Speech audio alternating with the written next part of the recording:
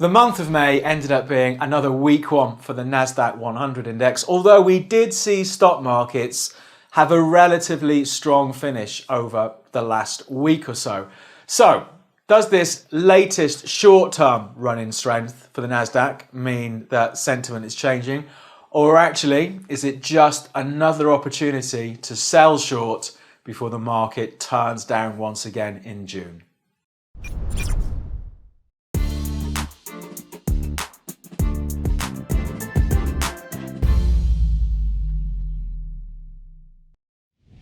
Hello, I'm David Jones from Capital.com, and I thought, as it's the beginning of the month, let's take another look at the Nasdaq 100 index. It has been a rocky year, to say the least, for this high-tech stock market index sector. We've seen the odd rally along the way, but overall, of course, the trend has been down. So I thought, let's do an update, see what the outlook might be for June, and get a trade on, because I do think there is a trading opportunity at these levels, given the bounce back over the last week or so. So as usual, in this video, go through some of the news around the Nasdaq, look at the levels to watch, then we'll jump on the platform and see if we can get our trade on. If you're watching this and you haven't subscribed, if you could click on subscribe, it does help support the channel, and it means we can push out lots of different content on the various markets that we cover throughout the week. Right, let's get into it and take a look at the Nasdaq in a bit more detail. So, all-time highs in 2021. I think we know that if we follow this index. The market peaked in November 2021 after an incredible comeback, really, for all stock markets after the coronavirus lows in March of 2020. So a great run up. But this year has been a very different story. So we saw the Nasdaq start to run out of steam end of last year, and then we saw the same for the S&P 500 beginning of this year. If we look at the Nasdaq at its worst point this year, it was down almost 30% for the year to date. Now, that is a sizable fall, I think, by any stretch. We've seen it recover slightly since then, but overall the market is still down. So, what's concerning the markets? Well, we knew that coming into this year, inflation was still was an issue, and the risk was it was going to stay around longer than was expected.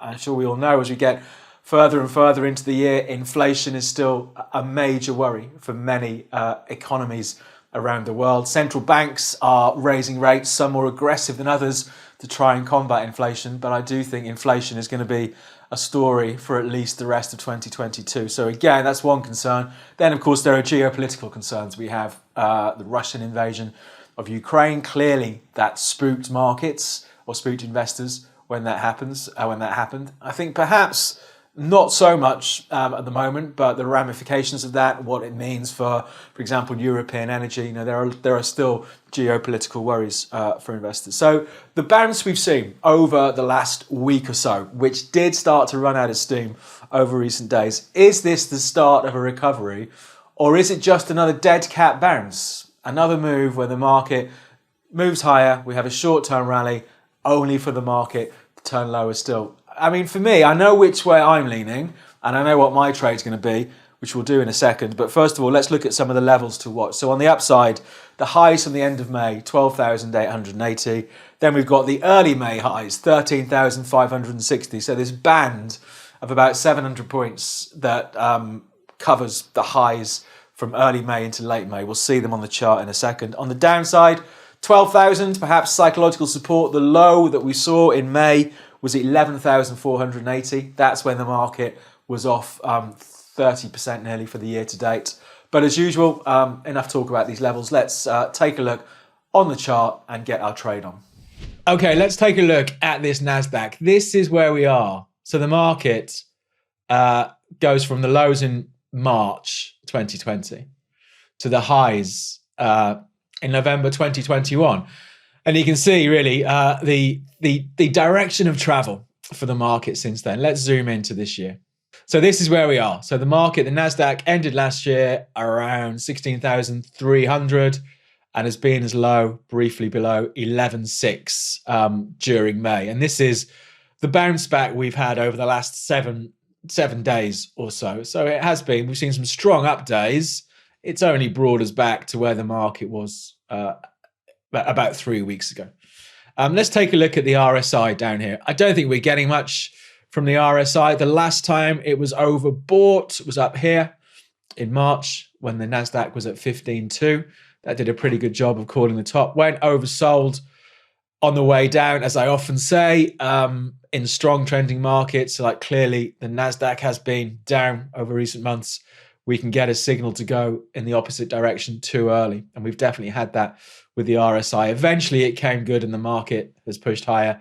The RSI at the moment is trading around 50%. So we're not really getting too much from the RSI.